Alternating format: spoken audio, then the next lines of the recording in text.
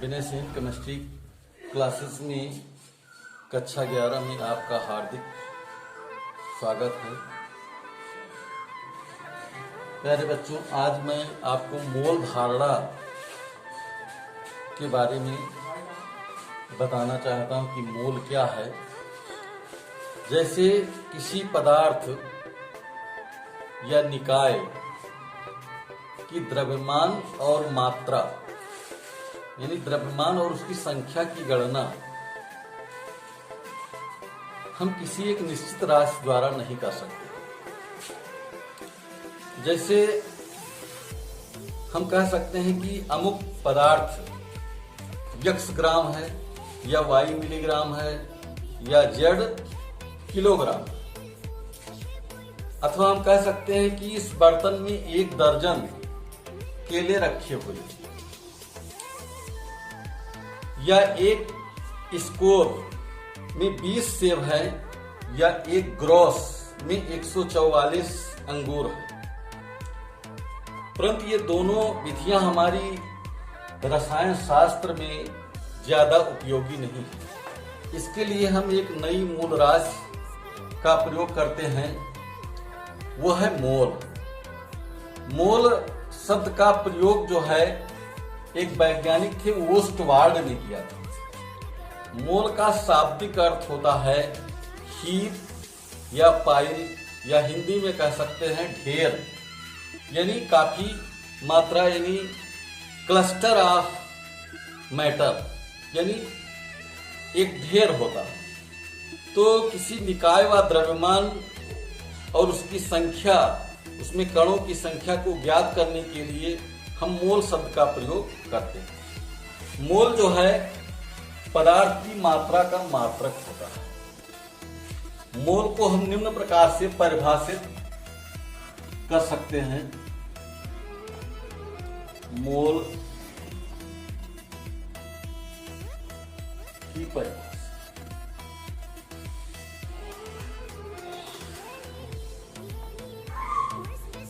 किसी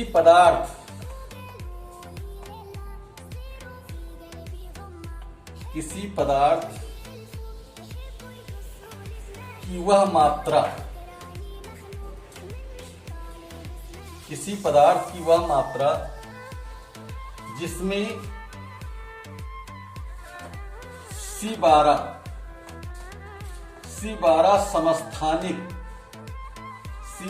समस्थानिक की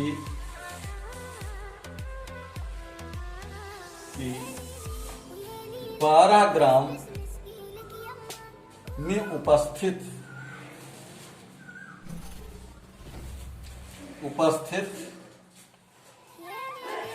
कणों, परमाणुओं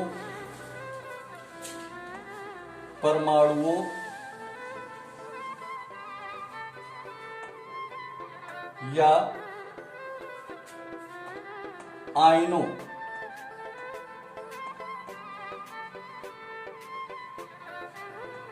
की संख्या होती है। इसको एक तरीके से और डिफाइन कर सकते हैं।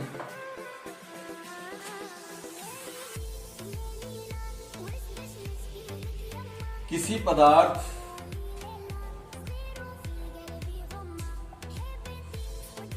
की वह मात्रा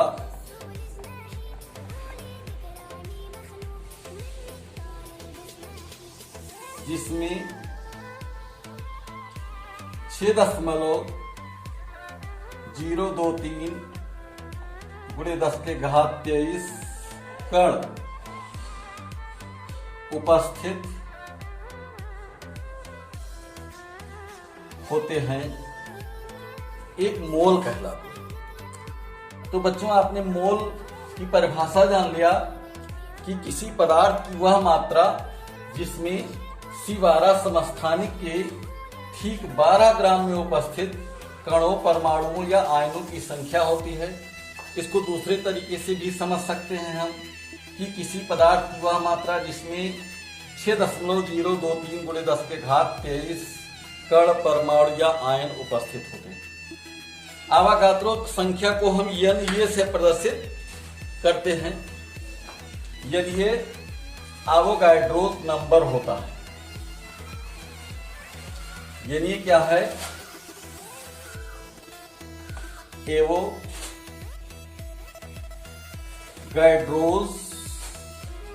नंबर होता है। ठीक है, तो एवोगाड्रो संख्या का मान होता है, यानी का मान होता है 6.002213 गुणे 10 के घात 23। लेकिन हम सुविधा के अनुसार इसको हम शॉर्ट में लिखते हैं 6.02 गुणे 10 के घात 23, क्योंकि गणना में इतनी लंबी डिजिट से गुणा करने में थोड़ा सा प्रॉब्लम होता है, इसलिए इसको शॉर्ट में 6.022 गुणे 10 के घात 23 ही लिखा जाता है। अब इसके बाद भी हम जो है मोल क्या क्या चीजों को प्रदर्शित करता है। एक मोल कॉपर परमाणु बराबर 6.02 गुणे 10 के घात 23 कॉपर परमाणु। एक मोल Cu2 प्लस आयन बराबर 6.023 गुणे 10 के घात 23 आयन, या एक मोल आल्पीन बराबर 6.023 गुणे 10 के घात 23 आल्पीन। तो कुल मिलाकर के हमारा कहना यह है कि एक मोल में जिस प्रकार से एक दर्जन में या एक ग्रोस में या एक स्कोर में वस्तुओं की संख्या निश्चित होती है, ठीक उसी प्रकार से एक मोल में वस्तुओं या कणों या परमाणुओं या आयनों की संख्या निश्चित होती है। तो एक मोल क्या क्या चीजों को प्रदर्शित करता है उसके बारे में हम आपको बताना चाह रहे हैं। एक मोल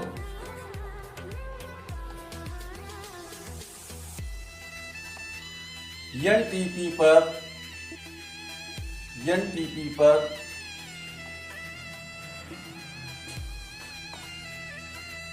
गैस का आयतन 22.4 लीटर। एनटीपी पर किसी भी गैस के एक मोल का आयतन 22.4 लीटर होता है।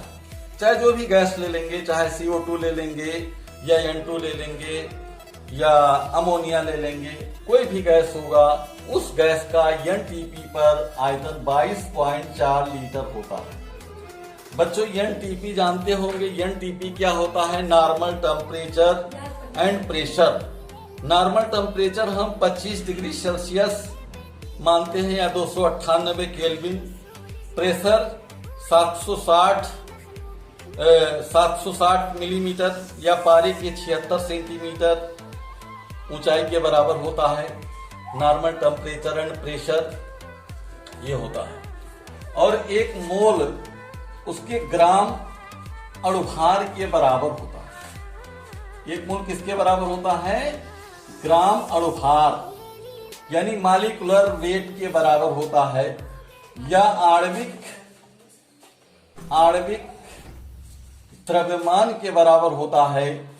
किसी भी पदार्थ का जितना अणुभार होता है वो उसके एक मोल के बराबर होता है। और एक मोल जो है ग्राम अणुभार के बराबर होता है, और एक मोल जो है आवागाद्रो संख्या के बराबर होता है। आवागाद्रो संख्या। आवागाद्रो संख्या को आप जानते हैं किससे प्रदर्शित करते हैं, NA से नंबर ऑफ आवागाड्रोस 6.02213 गुणे 10 के घात 23। तो बच्चों आज आपने मोल के बारे में विस्तृत जान लिया। एक मोल क्या होता है, C12 समस्थानिक के ठीक 12 ग्राम में उपस्थित कणों, परमाणुओं या आयनों की संख्या को एक मोल कहते हैं। एक मोल 3 चीजों के बराबर होता है। NTP पर गैस के आयतन यानी 22.4 लीटर के बराबर होता है और उसके अणुभार के बराबर होता है और आवागाद्रो संख्या के बराबर होता है। जैसे अगर हम आपसे कहें कि एक मोल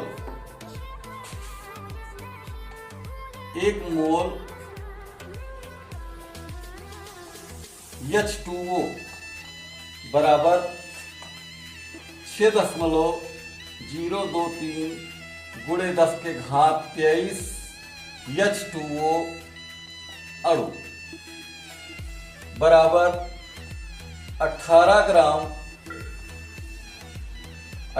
ग्राम जल, यानी एक मोल जल में आवागाड्रो संख्या जितने H2O अणु उपस्थित होते हैं और इसका भार जो होता है 18 ग्राम जल। जैसे सपोज कर लीजिए कि एक मोल CO2 कार्बन डाइऑक्साइड बराबर 6.023 गुणे 10 के घात 23 CO2 अणु, ये किसके बराबर होगा? CO2 का जितना अणुभार होगा तो CO2 का अणुभार होता है 12-16 गुणे 2 यानी 12-32 बराबर 44 ग्राम CO2 है ना। तो इस प्रकार से 44 ग्राम CO2 आया। अब इसी पर आधारित कुछ गणनाएं हैं, उसके लिए हम कुछ फार्मूले आपको बता रहे हैं। जैसे मोलों की संख्या बराबर क्या होता है, मोलों की संख्या को हम N से डिनोट करते हैं। N बराबर पदार्थ का भार बटे पदार्थ का अणुभार,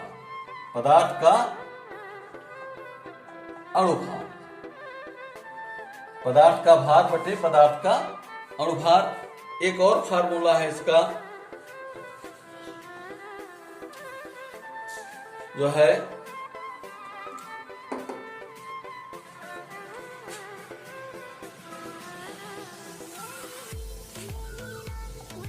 एक मोल बराबर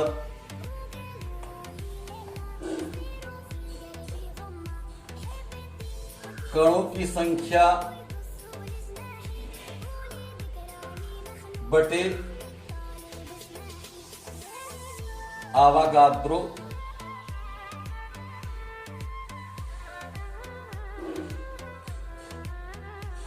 संख्या। एक मोल बराबर कणों की संख्या, एक मोल बराबर कणों की संख्या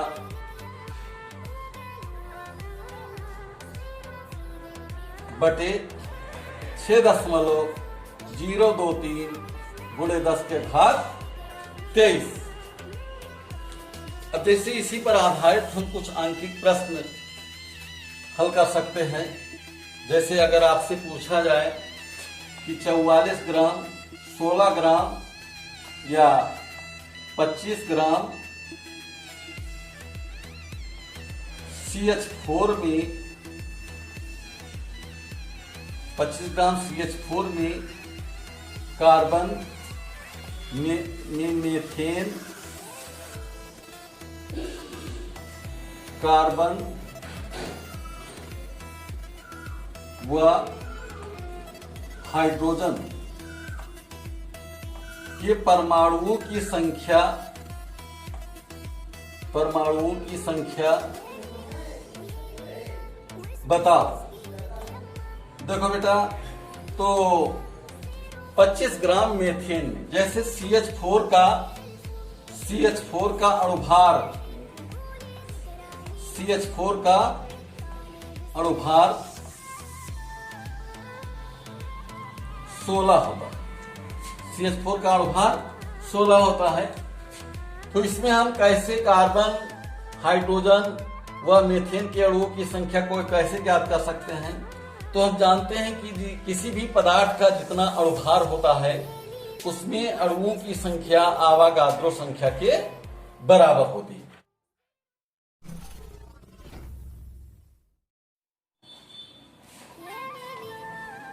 सोलह ग्राम CH4 में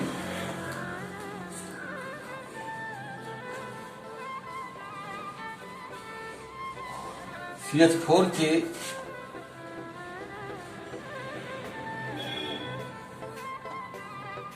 अणुओं की संख्या 6.023 गुणे 10 के घात 23, इसलिए 1 ग्राम में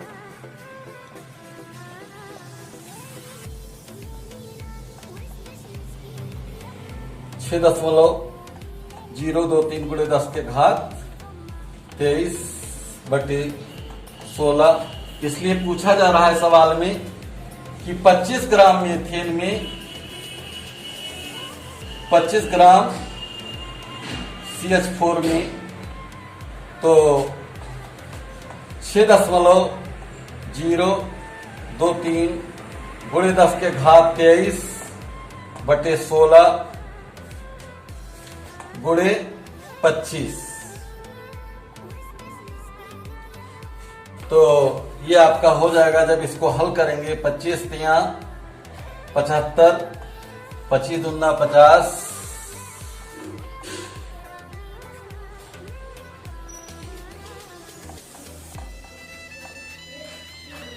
बटे 16।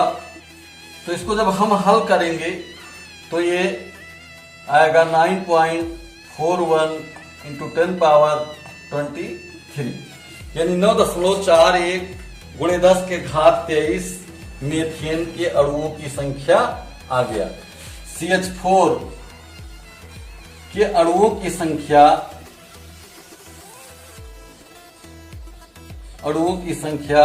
9.41 गुणे 10 के घात 23। इसी प्रकार से हम जो है ज्ञात कर सकते हैं कार्बन के परमाणुओं की संख्या। कार्बन के परमाणुओं की संख्या, कार्बन के परमाणुओं की संख्या बराबर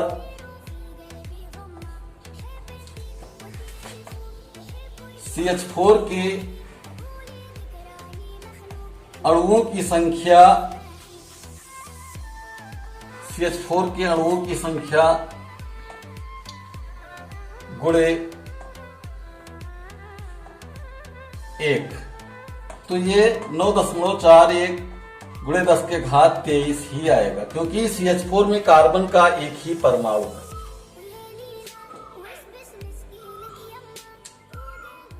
अब ऐसे जो है हाइड्रोजन के परमाणुओं की संख्या, हाइड्रोजन के परमाणुओं की संख्या चूंकि CH4 में जो है हाइड्रोजन के 4 परमाणु हैं, तो हाइड्रोजन के परमाणुओं की संख्या बराबर CH4 के अणुओं की संख्या और गुणे 4, तो 9.41 गुणे 10 के घात 23 गुणे 4।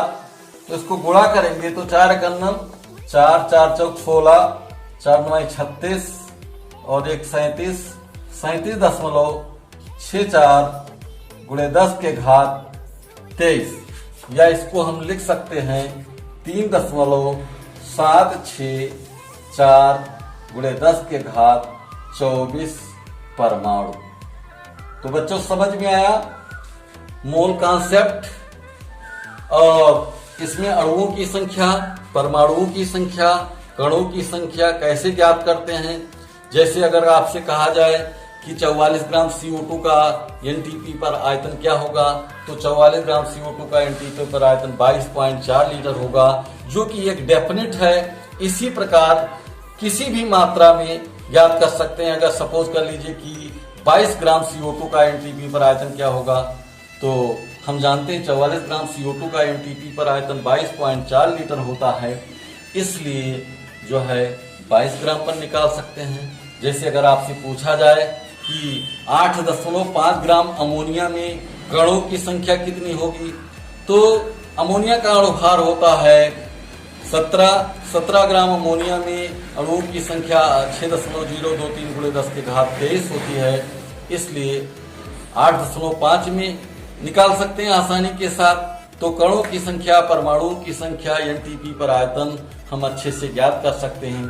अगर इसमें आपको कोई असुविधा होगी तो आप कमेंट कीजिएगा, बेल आइकन को दबाइएगा और सब्सक्राइब कीजिएगा। धन्यवाद।